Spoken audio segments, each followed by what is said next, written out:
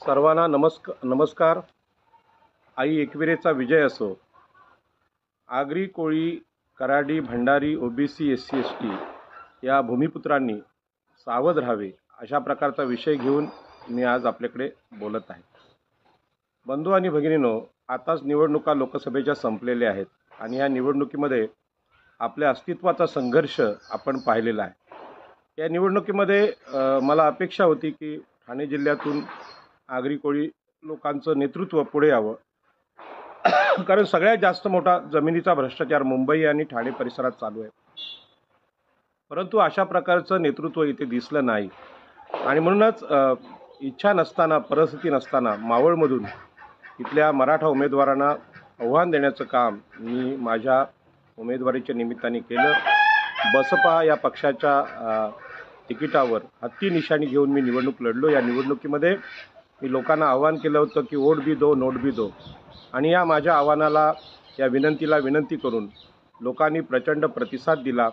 एक रुपये करताना 2.5 लाखापर्यंत रक्कम जमा झाली आणि ही निवडणूक मी लोकांच्या मदतीनं, लोकांची लोकशाही म्हणून लढलो। यासाठी मला देणगी देणाऱ्या सगळ्या मतदारांचं आणि मतदान देणाऱ्या सगळ्या मतदार बंधू भगिनींचं मी आभार मानतो।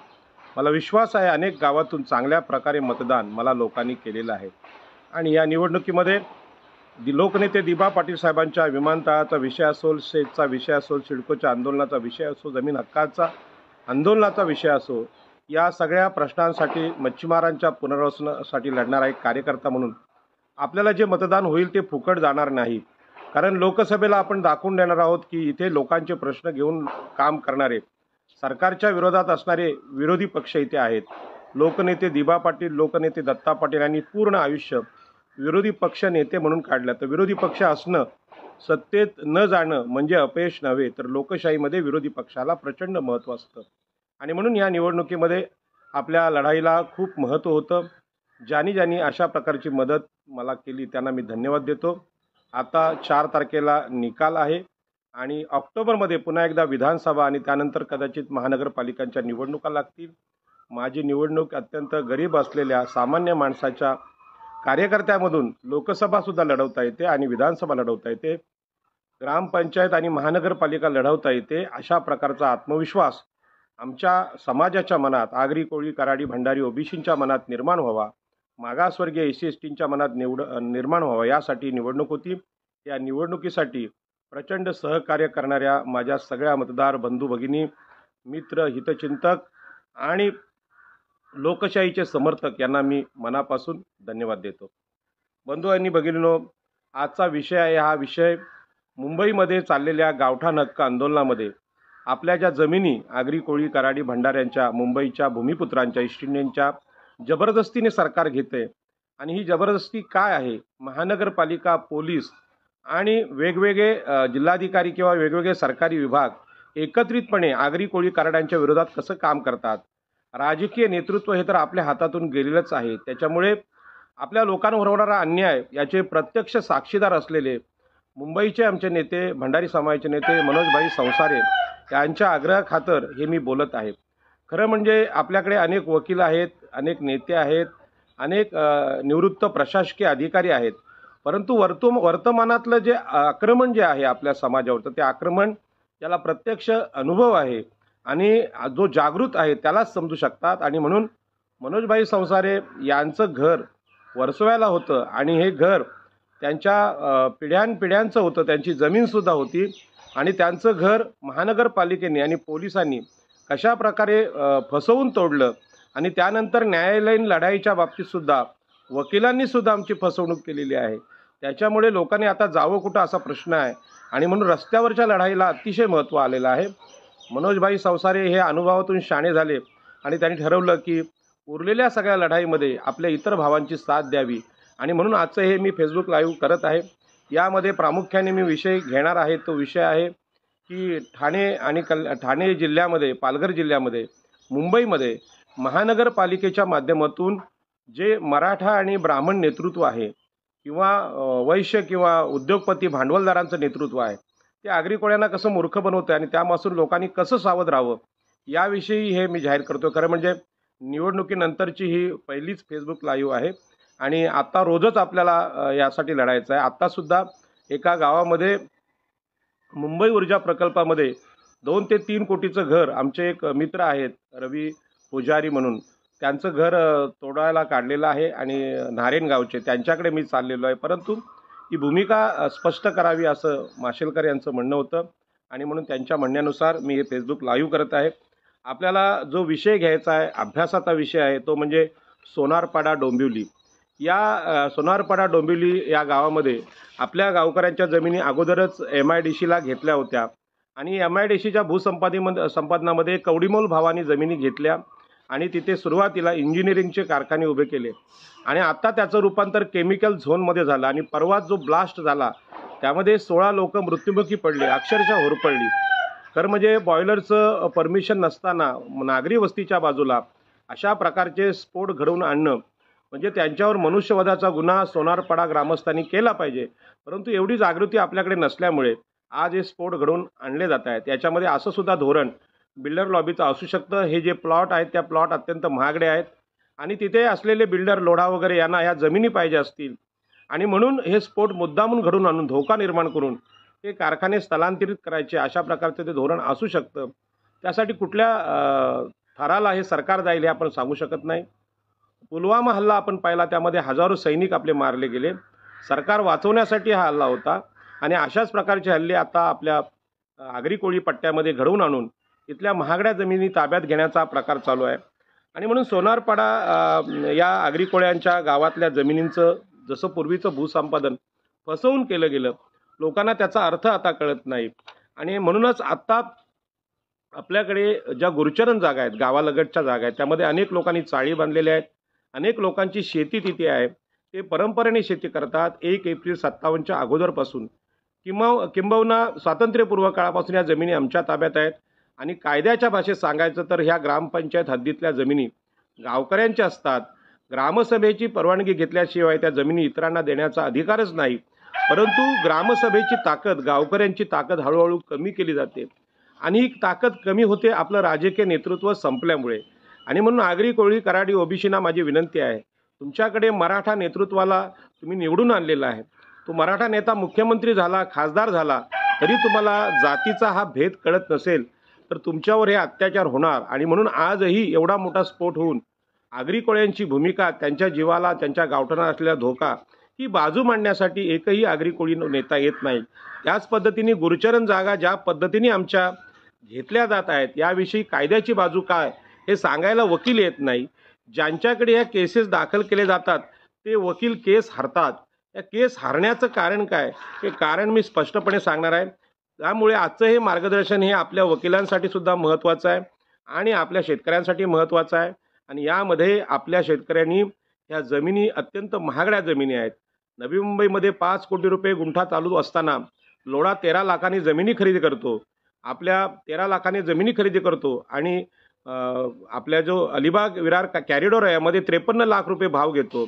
अलीकडेच आमच्याकडे एक वकील आहेत ठाकूर नावाचे, यांनी या केसमध्ये म्हणजे भूसंपादनाच्या केसमध्ये स्त्रीलिंगमध्ये कमीत कमी 93 लाख रुपये गुंठा भाव मिळावा अशा प्रकारचा निकाल आपल्याकडे आणलेला आहे. हा निकाल घेऊन आपण या सगळ्या खरेदीदारांना, मग ते खाजगी लोढासारखे असतील किंवा MMRDचे अधिकारी असतील, यांना सांगितलं पाहिजे आमच्या जमिनी कवडीमोल भावाने घेऊन तुम्ही MIDCमध्ये असेल किंवा सिडकोमध्ये 5 कोटी गुंठ्यांनी जर विकताय तर आम्हाला 5 कोटी हा लेटेस्ट वर्तमानातला भाव पाहिजे. परंतु असं बोलणारे नेते आपल्याकडे दिसत नाही आणि म्हणूनच दलालीमध्ये अडकलं. गोविंद भगत यांनी मागाशी कमेंट केली की इतर ब्राह्मण मराठा नेत्यांवर आपण टीका करता पण आगरी कोळी दलाल नेत्यांवर टीका का करत नाही. तर आगरी कोळी या दलाल नेत्यावर आपली टीका आहेतच. उरण पनवेलच्या विमानतळामध्ये दलाल नेत्यांनीच हा जो 93 लाख रुपये भाव मिळणार होता तो भाव नाकारून कवडीमोल भावाने विमानतळ दिलं आणि त्या विमानतळ आज अदानीच्या नावावर आहे. अदानीला विकलेलं आहे आणि तिथे मूर्खासारखे आता आमच्या दिबा पाटलांचं नाव द्या अशी मागणी करतायत. खरं म्हणजे विमानतळ अदानीच्या नावावर होत असताना संघर्ष व्हायला पाहिजे होता की या जमिनी आम्ही विमानतळासाठी दिल्या, देशासाठी दिल्या. त्या विमानतळ चालवण्याची लायकी जर महाराष्ट्र शासन आणि केंद्र शासनामध्ये नसेल तर अदानीसाठी आम्ही जमिनी दिल्याच नव्हत्या. कारण याच्या पूर्वीच्या काळामध्ये आपले नेते लोकनेते दत्ता पाटील यांनी सेज विरुद्ध म्हणजे अंबानी विरुद्ध आंदोलन केलं आणि सेज प्रकल्प रद्द करण्याचा पराक्रम गाजवला होता, परंतु अशा प्रकारचा संघर्ष लोकनेते दत्ता पाटील, लोकनेते दिबा पाटील यांच्यानंतर करायला नेता उरला नाही आणि म्हणून ही नामुष्की आपल्याकडे आलेलो आहे. सर्वसामान्य लोकांनी या लढाईत उतरावं म्हणून मी आपल्याला विनंती करत आहे. आज जे मराठा आणि ब्राह्मण नेतृत्व महाराष्ट्राच्या जमिनी लुटते यांच्या विरुद्ध महात्मा ज्योतिबा फुले यांनी आंदोलन केलं होतं आणि ते शेठजी आणि भटजींच्या विरुद्ध म्हणजे लोढासारखे, अदानी अंबानी सारखे शेठजी आणि भटजी, फडणवीस आणि एकनाथ शिंदे यांच्यासारखे मराठा ब्राह्मण नेते यांच्या विरुद्ध ते आंदोलन होतं. बाबासाहेब आंबेडकर, नारायण नागू पाटील यांनी 1932ला कोकणात खोती विरुद्ध आंदोलन केलं. हे ब्राह्मण आणि मराठ्यांच्या विरुद्ध होतं, कारण ह्या जमीनदार जाती नवीन निर्मिती काहीच करत नाही तर आपल्या देशबांधवांना फसवण्याचं काम करतात आणि म्हणूनच परकीय लोकांसमोर देशाचा सतत पराभव होत आला. कारण 85% ओबीसी, SC, ST हे शूद्रातिशूद्रांचं लूट करण्यामध्ये यांनी आपलं आयुष्य घालवलं आणि आज तोच प्रकार चालू आहे. आणि म्हणून मनुस्मृती येणार किंवा संविधान बदलणार याचा प्रयोग आज कल्याण डोंबिवलीमध्ये चालू आहे. आणि म्हणून ही जी लोकांची फसवणूक होती कशी होते आपल्याला माहीत आहे की माननीय तहसीलदार तथा कार्यकारी दंडाधिकारी कार्यालय कल्याण यांनी एक पत्र अनिल ठाकूर हे आमचे आगरी समाजाचे माणगाव इथले सदस्य आहेत त्यांना दिलेलं आहे. या पत्रामध्ये त्यांनी महसूल विभागाचा रेफरन्स देऊन आणि अनधिकृत बांधकामाचा रेफरन्स देऊन असं सांगितलेलं आहे की गावकऱ्यांच्या सार्वजनिक वापरासाठी ग्रामपंचायतीकडे विहित केलेल्या जमिनी तसेच गायरान जमिनीवरील अतिक्रमणाबाबत सिव्हिल अपील क्रमांक 113-2/2011 LLP C 3109/2011 जसपाल सिंग विरुद्ध पंजाब राज्य व इतर या याचिकेवर सर्वोच्च न्यायालयाने 28/1/2011 रोजी दिलेल्या आदेशानुसार शासनाने 12/6/2011 रोजी गायरान जमिनीवर अतिक्रमणे निष्कासित करण्याबाबत शासन निर्णय निर्गमित केला असून गावात गायरान गुरचरण या गावाच्या सार्वजनिक वापरातील जमिनीवरील प्रयोजनासाठी झालेली अतिक्रमणे तथा अनधिकृत बांधकामे फार जुनी असली तरी बांधकामावर फार खर्च केला असला तरी विशेष कृती कार्यक्रम करून निष्कासित करण्याचे निर्देश दिलेले आहेत. खरं म्हणजे हा पंजाबमधला निकाल आहे, महाराष्ट्राच्या निकालाशी त्याचा संबंध नाही. परंतु आपल्या आगरी कोळी कराडी भंडारी नेतृत्वाने आपली बुद्धी या ब्राह्मण मराठा सरकारसमोर गहाण ठेवल्यामुळे, आपल्या वकिलांनी तर्क करणं सोडून दिल्यामुळे या निर्णयाला आव्हान देण्याचं काम आपल्या महाराष्ट्रातून झालं नाही. एक गुंठ्याची किंमत जर 5 कोटी असेल तर 5 कोटीमध्ये 50 वकील आपण लावू शकतो एवढी हिंमत इथल्या आगरी कोळ्यांमध्ये आहे. परंतु या निर्णयाला आम्ही आव्हान दिलं नाही आणि त्याच्यामुळे हा निर्णय घेऊन आपली ही अतिक्रमणं आहेत असं आपल्याला सांगितलं जातं. परंतु ही अतिक्रमणं नाहीत, कारण स्वातंत्र्यपूर्व काळापासून आपली घरं आहेत, आपल्या जमिनी कसवणुकीत आहेत. तिथे आमच्या शेतजमिनी होत्या. शेती, मासेमारी, मिठागर संपल्यानंतर आपण तिथे चाळी बांधल्या आणि चाळीच्या भाड्यावर आपण जगतोय. त्याच्यामुळे ही अतिक्रमणं नाहीतच. आणि ग्रामपंचायतमधली गायरान जमिनीवरील अतिक्रमणं नियमित ठेवावीत अशा प्रकारचा ह्या विरुद्धचा एक निर्णय आपल्याकडे सुप्रीम कोर्टाचाच आहे. आणि म्हणून जे वकील आहेत त्यांना हा निर्णय आम्ही द्यायला तयार आहोत. पण आपण प्रामाणिकपणे शेतकऱ्यांचा विजय व्हावा म्हणून लढलं पाहिजे. शेतकऱ्यांना हरवण्यासाठी अनेक वकील लढतायत आणि म्हणून कुठेही वकील जे आहेत ते वकील आपल्या केसेस लढताना दिसत नाहीत. आणि म्हणून लोकनेते दिबा पाटील हे ॲडव्होकेट होते, परंतु त्यांनी कोर्टात वकिली न करता रस्त्यावर लढण्याचा निर्णय घेतला. कारण ते जरी एकटे वकील प्रामाणिकपणे लढत असले तरी इतर वकील हे शेतकऱ्यांच्या विरोधात जाऊन सावकारांच्या बाजूने लढत होते. लोकनेते दत्ता पाटील यांचे वडील नारायण नागू पाटील हे शिक्षक होते आणि डॉक्टर बाबासाहेब आंबेडकर हे वकील होते. डॉक्टर बाबासाहेब आंबेडकरांनी आगरी कोळी समाजाकडे वकील नसताना नेतृत्वाची भूमिका घेतली आणि कुळ कायद्याचा कायदा मांडला. आणि ज्यावेळी ही गोष्ट नारायण नागू पाटलांना कळली की आपल्या घरात वकील नाही, म्हणून त्यांनी आपल्या मुलाला म्हणजेच दत्ता पाटलांना वकील केला. आणि दत्ता पाटील हे वकील झाल्यानंतर दत्ता पाटलांनी कुळ कायद्याच्या एका परिषदेमध्ये माझ्या गावात कबूल केलं की मी ज्या कारणासाठी जमीन हक्कांसाठी वकील झालो यातला कुळ कायद्याची एकही केस त्यांना लढता आली नाही. कारण आगरी कोळ्यांची जी भांडणं होती, जो संघर्ष होता, जीवघेणा संघर्ष होता दोन पक्षांमधला, या पक्षांच्या संघर्षामध्ये अनेक खून पडायचे आणि या क्रिमिनल केस लढण्यामध्ये आपल्या वकील साहेबांचं आयुष्य गेलं. आणि माझ्या गावात 87 वर्ष वयाच्या वेळी त्यांनी कबूल केलं की पाटील राजाराम पाटील मला लोकांच्या हक्कांचं आंदोलन, कुळ कायद्याचं आंदोलन जे माझ्या वडिलांनी आणि बाबासाहेब आंबेडकरांनी माझ्यावर सोपवलं होतं ते लढायला वेळच भेटला नाही. कारण खुनांच्या केसेस लढणं तेही खून आगरी कोळ्यांच्या. कल्याणमध्ये तुम्हाला माहीत असेल की आमदार गायकवाड यांनी आपल्याच एका आगरी माणसाला गोळ्या घालण्याचं कृत्य केलं. हे संतापातून आणि उद्रेकातून झालेलं कृत्य होतं. याच्यामध्ये जमीन लुटणारे वेगळे आहेत आणि मरणारे आणि मारणारे हे आगरी आहेत. ही सुद्धा चूक आम्ही समाजाने कबूल केली पाहिजे. आणि आमचे शत्रू कोण हे आम्ही ओळखलं पाहिजे, ही माझी आपल्याला विनंती आहे. तर मी सांगत होतो जसपाल सिंगचा निर्णय जो आहे पंजाबमधला म्हणजे गुरचरण जमिनीच्या बाबतीत, तो निर्णय आपल्याला लागू नाही, म्हणजे आपल्या नवी मुंबईला किंवा ठाणे रायगड पालघरला लागू नाही. तरीसुद्धा खास करून गायरान जमिनींवर जे लोक राहतात ते ओबीसी SC ST आहेत आणि खऱ्या जमिनी लुटल्या आहेत ते मराठा ब्राह्मणांनी मोठ्या प्रमाणात जमिनी लुटल्या आहेत, परंतु त्यांच्या बांधकामाला कोणी हात लावत नाहीत आणि ओबीसी SC ST यांच्या बांधकामाला हात लावला जातो, तो पण कायद्याचा आधार घेऊन. आणि म्हणून हा जो निर्णय आहे जसपाल सिंगचा, तो निर्णयाची नोटीस रायगड जिल्ह्यातल्या अनेक तहसीलदारांनी दिले, ठाणे जिल्ह्यातल्या तहसीलदारांनी दिले. त्या निर्णयाच्या आधारे, सुप्रीम कोर्टाच्या निर्णयाच्या आधारे आपल्या लोकांना मूर्ख बनवलं जातं. या निर्णयाला धरूनच सुप्रीम कोर्टाचा निर्णय त्या निर्णयाच्या विरुद्ध आहे. म्हणजे जगपाल सिंग पंजाब स्टेट यांच्या विरुद्ध आपल्याला मार्कंडेय काटजू, ज्ञान सुभा मिश्रा यांची जी याचिका होती त्यावर सुप्रीम कोर्टाने निकाल दिला आणि सुप्रीम कोर्टाने कबूल केले की सरकारी जमिनींवर अतिक्रमण ही ब्राह्मण, मराठा, वैश्य म्हणजे ब्राह्मण, क्षत्रिय, वैश्य यांच्या मोठ्या प्रमाणात आहेत आणि ते जमीनदार लोक आहेत. त्यांच्या हजारो एकर जमिनी असताना सरकारी जमिनी त्यांनी लुटलेल्या आहेत.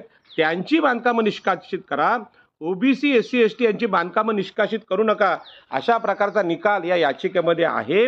आणि त्याचा आधार घेऊन आपण आगरी, कोळी, कराडी लोक आपल्या जमिनी वाचवू शकतो.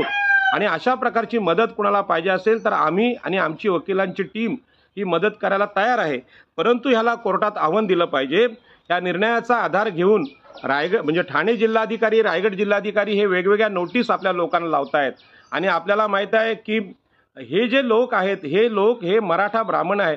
आज रायगड जिल्ह्याचं पालकमंत्री सुद्धा उदय सामंत यांच्याकडे आहे, एकनाथ शिंदे ठाण्यामध्ये आहे. प्रामुख्याने हे लोक जमीनदार लोक, पूर्वीची आपली वृत्ती जी इतरांच्या जमिनी लुटण्याची वृत्ती आहे, खोतीची वृत्ती आहे, ती आजही जागृत ठेवून आहेत.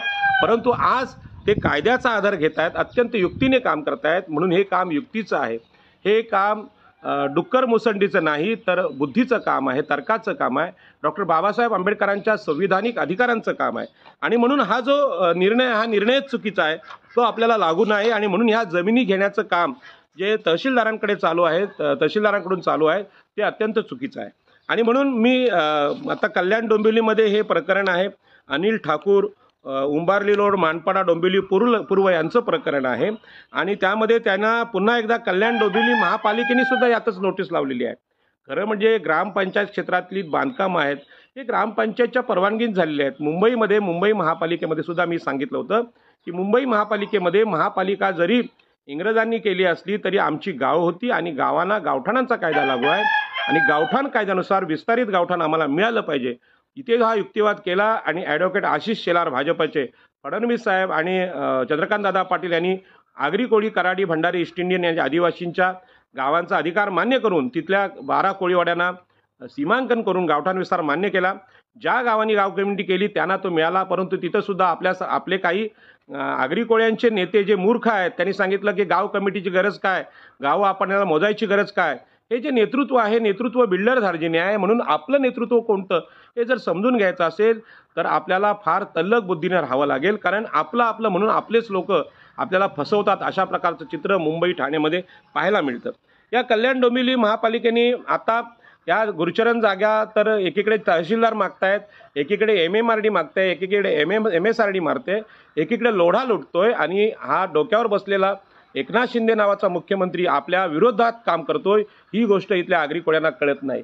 आणि म्हणून यांनी जी नोटीस लावलेली आहे ती नोटीस मी आपल्याला वाचून दाखवतो. आणि त्यामध्ये त्यांनी सांगितलेलं आहे की जमिनीच्या मालकी हक्काची कागदपत्र द्या. आता सरकारी जमिनीवर जे आपल्या लोकांची ओबीसी SC ST यांची घरं आहेत यासाठी न्यायालयात आज कोणी गेलेलं नाही आणि न्यायालयात गेल्याशिवाय मालकी हक्काची कागदपत्र बनू शकत नाही. तरीसुद्धा माझी सगळ्या गावकऱ्यांना विनंती आहे, गाव कमिटी करून या जागा आमच्या ताब्यात कधीपासून आहेत याच्या नोंदी आणि पुरावे जिल्हाधिकाऱ्यांना आपण सादर करावेत. त्यासाठी गावामध्ये जनआंदोलन उभं करावं. आणि हे जे कोणी आहे तिथे बसलेले खासदार, आमदार श्रीकांत शिंदे आणि एकनाथ शिंदे यांना विचारावं, तुम्ही आमच्या मतांवर जर मोठे झालात तरी तुम्ही गावकऱ्यांच्या विरोधात का, आणि हा विरोध काय हे तुम्हाला समजेल त्या दिवशी तुम्ही यांना एक दिवस सुद्धा या भागात ठेवणार नाही. अशा प्रकारची फसवणूक इथे चालू आहे. आणि म्हणून जमिनीच्या मालकी हक्काची कागदपत्रे देणार कुठून, तर जमिनी सरकारी आहेत आणि सरकारी जमिनीवर 30 वर्षापेक्षा जास्त वास्तव्य असेल तर ॲडव्हान्स पोजेशनने सुद्धा आपण मालक होतो, हे अनेक वकिलांना माहीत. आणि ह्या 30 वर्षापेक्षा नवे 300 वर्षापेक्षा जास्त ताबा आमच्या आगरी कोळी कराडी भंडाऱ्यांचा आहे, त्यामुळे जमिनी आपल्या आहेत. जमिनीचा अधिकृत मोजणी नकाशा हा नकाशा आपल्याला करावा लागेल, कारण सरकारी जमिनीच्या क्षेत्रामध्ये भूमी अभिलेख सर्वे करत नाही.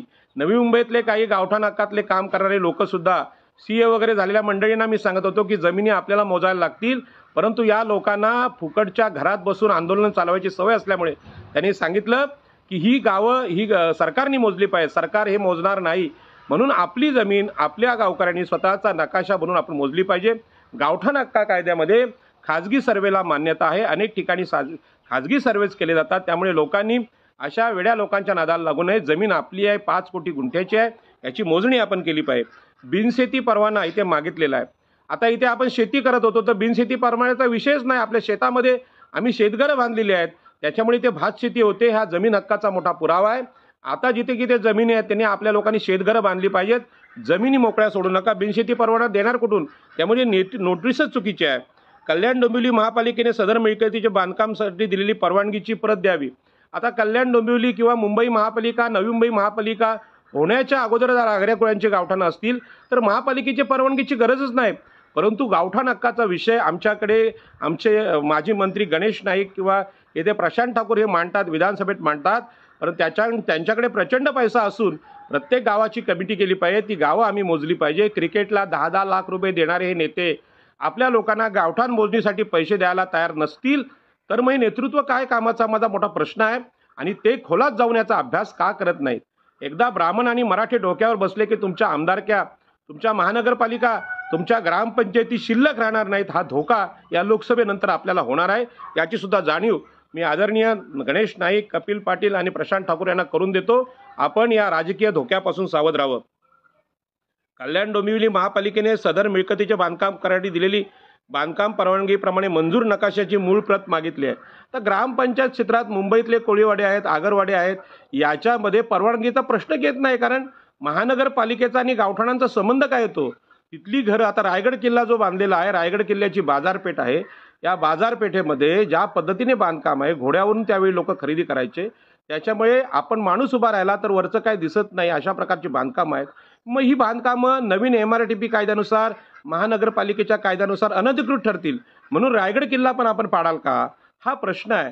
म्हणून रायगड किल्ला जेवढा पुरातन आहे तेवढी आगरी कोळ्यांची गावठाणं पुरातन आहेत. किंबहुना रायगड किल्ल्याचं बांधकाम हे 400 वर्षापूर्वीचं असेल तर 2000 वर्षापूर्वीचे कोळीवाडे आहेत. यांना तुम्ही MRTचे नियम लावणार कसे? आणि हे नियम लावून जर हे नोटीस लावत असतील, या नोटीस आम्ही फाडून टाकल्या पाहिजे आणि या महानगरपालिकेला सांगितलं पाहिजे. या महानगरपालिकेला नव्याने अस्तित्वात आल्यात, मग पनवेल असेल, नवी मुंबई असेल, ठाणे असेल, त्याच्या अगोदरची आमची गावठाणं असतील तर आपण यांना हे नियम कसे लावणार? आणि म्हणून ही सगळी कागदपत्र घेऊन अधिकृत प्रमाणित हे सगळं करून या सुनावणीमध्ये आपण यायचं आहे. आणि जर आपण आला नाही तर एकतर्फी निर्णय घेतला जाईल, म्हणजे तुमची घरं तोडली जातील, तुमच्या जमिनी ताब्यात घेतल्या जातील. या सगळ्या नोटीस सन्माननीय मुख्यमंत्री एकनाथ शिंदे आणि लोढा यांच्याकडून आलेल्या नोटीस आहेत. यांना ही आगरी कोळ्यांची गावठाणं तोडायची आहेत, यांना MIDC संपवायचे आहे, यांना उद्योग संपवायचे आहेत, माणसं मारून का होईना जमिनी ताब्यात घ्यायच्या आहेत. आणि म्हणून अशा परिस्थितीमध्ये आपल्या लोकांनी सावध होणं गरजेचं आहे.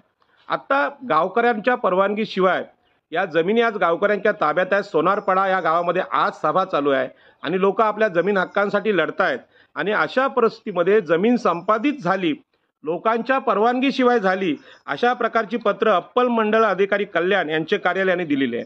त्यांनी ताबे पावती सरकारला देऊन सांगितलेलं आहे की आम्ही जमीन यांना दिलेली आहे. यामध्ये शेतकऱ्यांची परवानगी नसताना, शेतकऱ्यांचा कायदेशीर अधिकार असताना मंडल अधिकारी एकतर्फी निर्णय कसे देऊ शकतात? याचा अर्थ महसूल विभाग हा या बिल्डरांना सामील आहे. याच पद्धतीनं आपल्याला माहीत आहे की माननीय जिल्हाधिकारी यांनी सुद्धा ह्या जमिनी ताब्यात देण्यासाठी पत्र काढलेले आहेत. सरकारच्या सगळ्या विभागांनी काढलेले आहेत. या सगळ्या विभागांमध्ये एकच दोष आहे, त्या ग्रामपंचायतीचा, त्या गावकऱ्यांचा, त्या गाव कमिटीचा याला परवानगी नाही. परंतु गावकरी म्हणजे आगरी कोळी कराडी भंडारी लोक, यांची परवानगी न घेता हे सगळे लोक काम करतात. मुंबईमध्ये आपले कोळीवाडे तोडली जात आहेत. यामध्ये एक भूमाफिया पद्धतीने शासन काम करते. आता सरकारच जेव्हा आपल्या विरोधात जातं त्यावेळी खरं म्हणजे सरकार हे मतदाराच्या पेटीतून आपण बदलायला पाहिजे होतं, परंतु आपल्याकडे एवढी जागरूकता आलेली नाही. आणि म्हणून ही लोकसभा लढत असताना मला अनेक लोक आता भेटले आणि सांगितलं, पाटील साहेब, मतदान पेटीवर तुमचं पहिल्या क्रमांकाचं हत्तीचं चित्र आम्ही पाहिलं, तुमचं नाव पाहिलं आणि नंतर आम्हाला कळलं की तुम्ही उभे आहात, तुम्ही प्रचार का नाही केलात? मी त्यांना सांगितलं 2019ची निवडणूक मी लढलो, 76,000 मतदान घेतलं. त्या लोकसभेनंतर रोज मी लोकांसाठी काम करतोय. आता सत्य जे आहे, सूर्य रोज उगवतो, त्याचा प्रचार करावा लागत नाही. याच पद्धतीने आपण लोकांसाठी रोज काम करतोय, तर प्रचार करायची गरज काय? श्रीरंग बारणेंनी 250 कोटी रुपये कमवले आणि मला वाटतं मोदींनी त्यांना 100 कोटी दिले असतील प्रचाराला. या पैशावर जर खोटा प्रचार होत असेल, सूर्याला जर चंद्र दाखवला जात असेल, तर खोटा प्रचार मला करायची गरज काय? आणि म्हणून मी लोकांना सांगतो की रोज काय चाललंय याच्यावर आपण लढलं पाहिजे, जागरूक राहिलं पाहिजे. म्हणून ज्यांनी माझं जे मतपेटी पाहून म्हणजे मतदान पत्रिकेवरचं नाव पाहून ज्यांना मतदान मला दिलेलं आहे ते खरे जागरूक नागरिक आहेत. आणि अशा खोट्या प्रचाराला भुलून ज्यांनी मतदान केलेलं आहे ते आपल्या नाशाला कारणीभूत होणार आहेत. आणि म्हणून जिल्हाधिकारी व जिल्हा दंडाधिकारी कार्यालय ठाणे यांचं सुद्धा पत्र आहे. मुंबई मेट्रो मार्ग 12 कल्याण तळोजा शासकीय जमिनीचा तात्पुरत्या स्वरूपात आगाऊ ताबा मिळण्याबाबत, म्हणजे या जमिनी भाड्याने देण्याचा प्रकार जिल्हाधिकाऱ्यांनी केला आहे. पण जमिनीचे मालक जर आगरी कोळी कराडी असतील तर त्यांचं परमिशन न घेता जिल्हाधिकारी हे परमिशन कशी देऊ शकतात, असा प्रश्न आपण जिल्हाधिकाऱ्यांसमोर ठिय्या आंदोलन करून विचारला पाहिजे. पण अशा प्रकारचा तर्क करण्याची बुद्धी आमच्या लोकांना येत नाही आणि म्हणून अशा प्रकारचं फेसबुक लाईव्ह मला करावं लागतं. आणि म्हणून हे जे प्रकार आहे त्यामध्ये त्यानंतर या जमिनी आम्ही आगाऊ ताबा दिला असं जिल्हाधिकारी सांगतात, मंडल अधिकारी सांगतात, MMRD म्हणते या जमिनी आमच्या आहेत. आणि यानंतर जे बिल्डर आहेत म्हणजे हे लोढा आणि एकनाथ शिंदे किंवा फडणवीस यांचे जे बिल्डर आहेत त्यामध्ये गावार कन्स्ट्रक्शन लिमिटेड ही जी कंपनी आहे त्या कंपनीने आपल्या डेप्युटी कमिशनर ऑफ पोलीस यांना पत्र दिले आणि त्यांनी पत्र देऊन ते सांगतात की बाबा कल्याणमधले जे शेतकरी आहेत ते कल्याणमधले शेतकरी आम्हाला त्रास देतात, आमचे प्रकल्प करू देत नाही आणि त्याच्यामुळे त्यांना बाजूला करण्यासाठी आपण मोठ्या प्रमाणात पोलीस संरक्षण आम्हाला द्यावं. आणि खाजगी बिल्डरला कायदेशीर मालक नसताना पोलीस परमिशन दिलं जातं. डेप्युटी कमिशनर ऑफ पोलीस त्यांना पोलीस देतात, परवानगी देतात. माझं पोलिसांना विनंती आहे की आपण जसे सिक्युरिटी खाजगी सुरक्षा रक्षक असतात त्या पद्धतीने काम करतात की संविधानाची शपथ घेऊन आपण पोलीस झालेला आहात. संविधानाच्या शपथेनुसार त्या गावकऱ्यांचा त्या जमिनीवर पहिला अधिकार आहे आणि त्यांच्या अधिकारांचं रक्षण करणं हे तुमचं काम आहे. जेव्हा तुम्ही चुकीचे निर्णय घेतात तेव्हा काय होतं हे साऱ्या जगाने पाहिलेलं आहे. आणि म्हणून आपल्या पुण्यामध्ये जी घटना घडलेली आहे की 2 निष्पाप इंजिनियर्सचा मृत्यू दारू पिऊन गाडी चालवल्यामुळे एका बिल्डरच्या मुलांनी केला, त्या अल्पवयीन मुलांनी केला. आणि त्याला वाचवण्यासाठी फडणवीसांपासून आपले हे जे आहेत अजितदादा पवार आणि नंतर तिथले आमदार टिंगरे हे धावून गेले आणि तो जो बिल्डरचा मुलगा आहे ज्यांनी दुसऱ्यांचा खून केला त्याला वाचवण्याचा प्रयत्न केला. परंतु जनक्षोभ इतका उसळला की लोकांनी जन आंदोलन केलं आणि त्या जन आंदोलनामध्ये पोलिसांना माघार घ्यावी लागली. फडणवीसांचं नाव बदनाम झालं गृहमंत्री म्हणून. असाच प्रकार ठाणे जिल्ह्यामध्ये चालू आहे. असाच दुसरा प्रकार मावळमध्ये घडला की जमिनींच्या हक्कासाठी लढणारे विजय वाघमारे हे आमचे BSPचे कार्यकर्ते, त्यांना सुद्धा निवडणुकीच्या काळामध्ये पोलिसांच्या मारहाणीत मृत्यू झाला. याच्या पाठीमागे 300 कोटींचे जमिनींचे मालक ते होते आणि त्यांचा मृत्यू हा जमिनीसाठी झालेला आहे. तिथल्या पोलीस कमिशनरना मी सांगितलं, तिथल्या डीनला सांगितलं, तिथले जे हॉस्पिटल आहे ससून हॉस्पिटल त्या हॉस्पिटलच्या डॉक्टरांना सुद्धा आज कारवाई झाली की ज्यांनी रक्ताचे नमुने बदलण्याचा प्रयत्न केला, त्या मुलाचा तो दारू प्यायलेला होता ते बदलण्याचा प्रयत्न केला.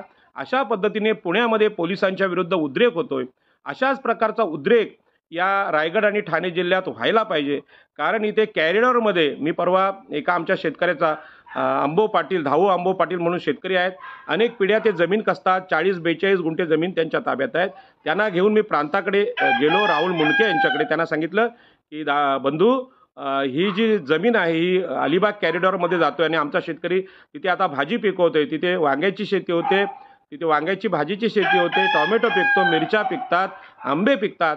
असं जमीन कसवणूक असून सुद्धा भूसंपादनाचं पत्र त्याच्या नावाने नाही, जो शहा नावाचा कोणीतरी शेठ आहे त्याच्या नावाने पत्र दिलंय, हे पत्र चुकीचं आहे आणि यांना तुम्ही पुनर्वसन दिलं पाहिजे. तर ते अधिकारी सांगतात आमचा भूसंपादनाचा कायदा वेगळा आहे आणि पुनर्वसनाचा कायदा वेगळा आहे. भूसंपादनाचा कायदा हा तिथल्या जमीन कसणाऱ्या शेतकऱ्याला न्याय न देणारा आहे आणि पुनर्वसन म्हणून 2013चा कायदा आहे. ही जी कायद्याची फसवणूक आहे याला वकिलांनी आव्हान दिलं पाहिजे. आणि त्यामध्ये राहुल मुंडकेंसमोर मी सांगितलं की माझ्या शेतकऱ्याला न्याय दिल्याशिवाय मी राहणार नाही. आणि म्हणून तिथे मी मनोजभाई मासेलकर यांना बोलवलं आणि सांगितलं तुमची फसवणूक मुंबईत झाली असली तरी या वयोवृद्ध शेतकऱ्याच्या पाठीमागे आपण उभं राहिलं पाहिजे। त्या शेताला आम्ही कंपाऊंड घालतोय, त्या शेतामध्ये आम्ही आमचे बोर्ड लावतोय आणि सांगतोय सरकारला, सरकारचे डोळे फुटले आहेत का? त्यांना दिसत नाही का शेती कोण करतोय? त्या झाडावर नंबरिंग होतं, पण ती झाडं लावली कोणी याचा शोध घेतला पाहिजे। शहा नावाच्या मारवाड्यांनी किंवा गुजरात्यांनी ती झाडं नक्कीच लावलेली नाहीत, ते आमच्या आगरी शेतकऱ्यांनी लावली आहेत, म्हणून त्याचं पुनर्वसन झालं पाहिजे। या अलिबाग कॉरिडॉरमध्ये पोजेशन असलेल्या लोकांची अनेक प्रकरणं येत आहेत। चिर्ले गावचे संजय पाटील यांचं प्रकरण आहे, आमच्या टाकी गावामध्ये 70 एकरचं प्रकरण आहे, तिथे सुद्धा मुस्लिम ट्रस्ट आहे आणि शेतकरी आमचे आहेत, शेतकरी प्रत्यक्ष जमिनी कसतात, यांना पुनर्वसन मिळणार नाही अशा प्रकारचं इथले तहसीलदार, इथले प्रांत आणि पुनर्वसन अधिकारी सांगतात। याचाच अर्थ मनुस्मृतीचं राज्य आपल्या देशात आलेलं आहे, संविधान बदलण्याचं काम झालेलं आहे आणि ब्राह्मण मराठे हे आपल्या जमिनी लुटण्यासाठी एकत्रित काम करतात। अशा परिस्थितीमध्ये हा जो गवार कन्स्ट्रक्शन आहे यांनी पोलिसांना पत्र दिलेलं आहे, हजारो पोलीस येतील आणि या सोनारपाड्यातल्या आगरी कोळ्यांची घरं तोडतील। हा क्षण कधी येऊ शकतो? आम्ही 2 दिवस याचं काम करतोय। माझी विनंती आहे आगरी कोळी कराडी भंडारी बांधवांना, रस्त्यावरचं आंदोलन करण्याशिवाय आपल्याला पर्याय नाही। आपले लोकनेते दिबा पाटील हे 2 वेळा आमदार होते, 4 वेळा आमदार होते, 2 वेळा खासदार होते। दत्ता पाटील महाराष्ट्राचे विरोधी पक्ष नेते होते, दिबा पाटील महाराष्ट्राचे विरोधी पक्ष नेते होते। वकील दोघे असून सुद्धा त्यांना रस्त्यावरची आंदोलनं करावी लागली, कारण सरकारी यंत्रणा आहे, ब्राह्मण मराठ्यांचं सरकार आहे। जिल्हाधिकारी असतील, तहसीलदार असतील, सर्कल असतील, किंबहुना न्यायालय असतील, न्यायालयांमध्ये काम करणारे वकील असतील, हे वकील सुद्धा शेतकऱ्यांची फसवणूक करताना आपल्याला ठिकठिकाणी दिसत आहेत। मी राहुल ठाकूर या वकिलांचं अभिनंदन करेन की सीलिंग झाल्यानंतर का होईना त्यांनी एक निर्णय आणला की इथल्या जमिनीला 93 लाख रुपये गुंठा भाव मिळाला पाहिजे आणि हा जो निर्णय आहे हा खरं म्हणजे सगळं संपल्यानंतर आलेला असला तरी सुद्धा आपण कायद्याने आज लढू शकतो। कायद्याने लढायला पैसे लागतात आणि ज्यांना तुम्ही नेते म्हणतात ते खरं म्हणजे आरोपी आहेत, आपल्या लोकांची फसवणूक करणारे, ते पैसे देणार नाहीत। ज्यांच्याकडे पैसे आहेत अशा लोकांनी या आंदोलनाला पैसे लावले पाहिजे। मी मनोजभाई माशेलकर यांचं धन्यवाद देईन की त्यांनी हा आपल्या लोकांच्या न्यायासाठी पैसे लावण्याचा निर्णय घेतलेला आहे। अनेक शेतकऱ्यांना, श्रीमंत शेतकऱ्यांना मी आवाहन करतोय की गरिबाची जमीन जर 100% जात असेल तर त्याला तुम्ही तुमचे पैसे लावा। जे काही 1 रुपया मिळेल त्यातले 50 पैसे शेतकऱ्याला द्या, 50 पैसे तुम्ही घ्या, कारण 93 लाख रुपये गुंठा एवढा भाव जर मिळत असेल तर आपल्याला व्यापार धंदा करण्यासाठी बारामतीला, पुण्याला किंवा नागपूरला जायची गरज नाही। लक्ष्मी आपल्या दारामध्ये आहे आणि ही जी लक्ष्मी आहे, जी भूमाता जमीन आहे, जी आपली आई आहे, तिला वाचवण्याचा संघर्ष आम्ही करूया। सीमेवर चायना आणि पाकिस्तान आपल्या जमिनी लुटत आहे आणि या जमिनीच्या रक्षणासाठी तिथले सैनिक आपले काम करत आहेत। त्या सैनिकांना सुद्धा गुलाम करण्याचं काम मोदी सरकारने केलेलं आहे, त्यांना अग्निवीर उपाधी देऊन त्यांच्या आयुष्यातून त्यांना उद्ध्वस्त केलेलं आहे। अशा काळामध्ये शेतकऱ्यांनी आपल्या जमिनीसाठी केवळ सीमेवर लढून चालणार नाही, अंतर्गत भारतामध्ये सुद्धा जमिनीची यादवी सुरू आहे आणि हे लोक आपल्या जमिनी फसवून घेत आहेत। त्याच्यामुळे शेतकऱ्यांकडे आज मी विनंती केल्यानंतर असं लक्षात येतं की शेतकऱ्यांकडे पैसे नाहीत, ज्यांच्याकडे पैसे आहेत त्यांनी या जमीन हक्कासाठी पैसे लावले पाहिजेत। पोलिसांना माझी विनंती आहे की या न्यायामध्ये आपण जर गावकऱ्यांच्या बाजूने उभा राहिला नाहीत, चुकीचे निर्णय दिलेत तर लोकांचा, जनतेचा उद्रेक होईल, कायदा आणि सुव्यवस्था धोक्यात येऊ शकते आणि भारतीय संविधान सांगतं की आपल्याला संविधान टिकवायचं असेल, देश टिकवायचा असेल तर लोकांची फसवणूक टाळली पाहिजे। लोकांना न्याय देण्याचं काम प्रथमदर्शनीय पोलिसांचं आहे, न्याय व्यवस्थेचं आहे। आमच्या वकिलांना माझी विनंती आहे की अनेक आदिवासींना जमिनीतून हाकलून देण्याची कृत्य आमच्या लोकांकडून होत आहेत। आदिवासी या देशाचे प्रथम नागरिक आहेत, त्या आदिवासींच्या विरोधात मराठा, ब्राह्मण, आगरी, कोळी, ओबीसी कोणीही असला तरी त्याच्यावर निष्ठुरपणे, न्यायनिष्ठुरपणे आम्ही कारवाई केली पाहिजे आणि म्हणून हे कायद्याचं आव्हान आपल्यासमोर आहे। कायदेशीर लढण्यासाठी कायदेशीर लढा आपण उभा केला पाहिजे। बाबासाहेब आंबेडकर ज्यांनी संविधान लिहिलं, जे बॅरिस्टर होते आणि ज्यांनी कुळ कायद्याचा प्रथम विषय मांडला, त्यांनी सुद्धा 14 तळ्याचं कुळ हक्काचं आंदोलन इंग्रजांचं सरकार असताना रस्त्यावरचं केलं होतं। रस्त्यावरच्या आंदोलनाला पर्याय नाही, लोकशाही जिवंत ठेवायची असेल तर सगळ्या लोकनेत्यांनी रस्त्यावर लढाई करणं, संघर्ष उभा करणं ही काळाची गरज आहे। 5 वर्ष चोऱ्या करायच्या आणि हजारो कोटी घेऊन प्रचार करायचा, हे मोदींचं तंत्र आता टिकणार नाही। EVM मशीनसुद्धा टिकणार नाही। आता सरकारला सगळ्यांचा विरोध असताना जर सरकार यांचं आलं तर हे अनैसर्गिक सरकार असेल, निसर्गविरोधी सरकार असेल। म्हणून माझी विनंती आहे, मग ते पंतप्रधान मोदी असतील, देवेंद्र फडणवीस असतील आणि एकनाथ शिंदे असतील, आपल्याला जेवढी जागा लागते, मरताना 3/6 एवढीच जागा लागते, म्हणजे प्रेत पुरायचा असेल आणि स्मशानात जाळायचा असेल तर अर्ध्या तासात बॉडी जळते। त्याच्यामुळे या भूमीवर अधिकार गाजवण्याचा अघोरी प्रकार सिकंदरांनी केला, अनेक मोगल राज्यकर्त्यांनी केला, इंग्रजांनी केला, पण भारताला गुलाम करणं कोणाला जमलं नाही. आणि म्हणून तुम्ही सुद्धा इथल्या आगरी कोळी कराड्यांच्या या अपरांत प्रदेशात ठाणे, रायगड, पालघर, मुंबईमध्ये, कोकणामध्ये तुम्ही आमच्यावर अत्याचार करू नका. हे अत्याचार सहन केले जाणार नाहीत. यासाठी संघर्ष सम्राट अशोक आणि छत्रपती शिवाजी महाराजांच्या काळापासून आम्ही करतोय.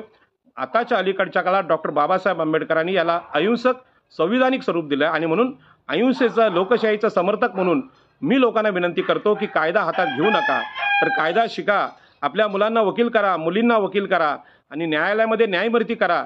आणि ही लोकशाही टिकवण्यासाठी आपल्याला संविधानिक विषय शिकून घ्यायला लागतील. पत्रकारांना माझी विनंती आहे की या बातम्या भूमिपुत्रांच्या बाजूने आल्या पाहिजेत. आपला ताबा कधी आहे समोर आलं पाहिजे. ठाणे जिल्हा आज धोक्यात आहे, पालघर जिल्हा धोक्यात आहे, मुंबई धोक्यात आहे, रायगड धोक्यात आहे आणि यासाठी सर्वांनी एकत्र येऊन काम करावं अशी नम्र विनंती करून आत्ता मी माझ्या कामासाठी बाहेर पडत आहे. धन्यवाद. जय हिंद, जय महाराष्ट्र. आपल्या प्रतिक्रिया आणि आपली सोबत कायम राहावी ही विनंती करून मी माझं बोलणं संपवतो. जय हिंद, जय महाराष्ट्र. नमो बुद्धाय, जय एकविराई.